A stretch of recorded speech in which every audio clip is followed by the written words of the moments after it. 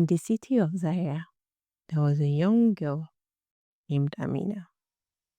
She loved fashion more than anything.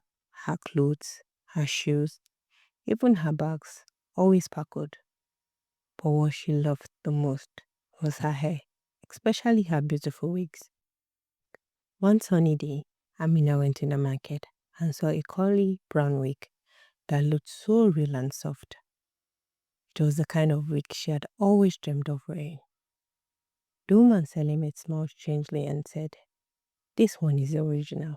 You are lucky today." The price was cheap. It surprised Amina, but she didn't ask any question.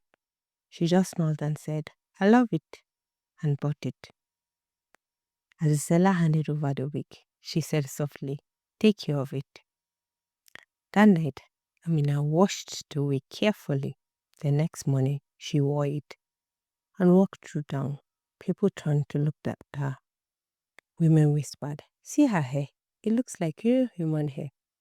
Amina felt proud and happy. She wore the wig every day and took it wherever she went. But strange things started to happen. At night, she had whispers in her room. The wig would fall from the table, even though she was sure she placed it well. She would laugh it off, saying, "Maybe the fan blew it," but deep inside, she felt something wasn't right. Soon, her dreams began to change. She used to dream about dancing and flying, but now she saw a woman with long brown hair crying. The woman would follow her and whisper, "Give it back."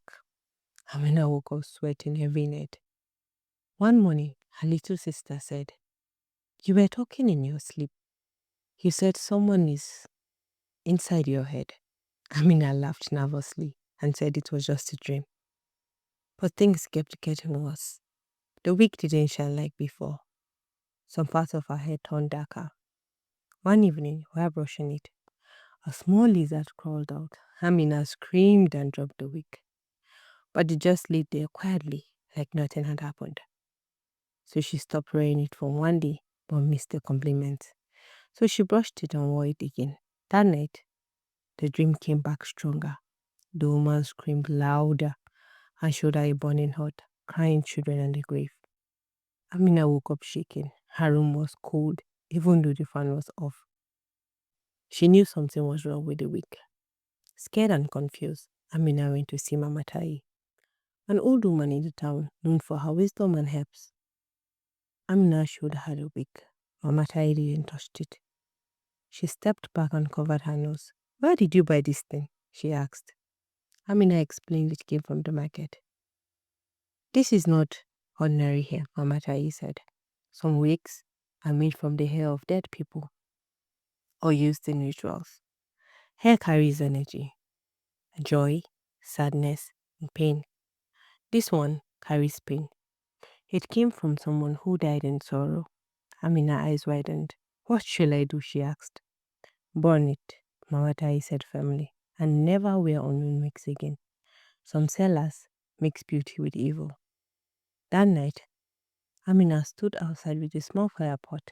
She held the wig in her hands. After saying a short prayer, she threw it into the flames. At first, it didn't burn. Then there was a loud crack, and the wig caught fire. The smell was terrible, like something rotten. And Amina stepped back as it burned. She felt like something heavy had left her. That night, for the first time in days, she slept peacefully. No dreams, no whispers, no fear. The next morning, she smiled as the warm sun came through her window. Later, she went back to the market, but this time she didn't buy a wig. She bought a scarf and some cream for her natural hair. "My beauty is mine," she said proudly. Weeks passed, and Amina looked different, happier, peaceful, and full of confidence. Her friends noticed. "You are glowing," one of them said. It's just peace of mind, oh," she replied with a smile. She shared her story, the week, the dreams, and her visit to Mama Tai. Some people laughed, some were scared, but everyone listened. Others in the town started asking where the wigs came from. Some even stopped wearing second-hand wigs. Others prayed over theirs. Amina started a small group to talk. to girls about self-love and being careful about what they wear, even on their heads. Her story spread on WhatsApp, then the radio stations. People began to understand. Beauty is not just what you wear, it is also what you invite into your life. Moral of the story: not everything beautiful is safe.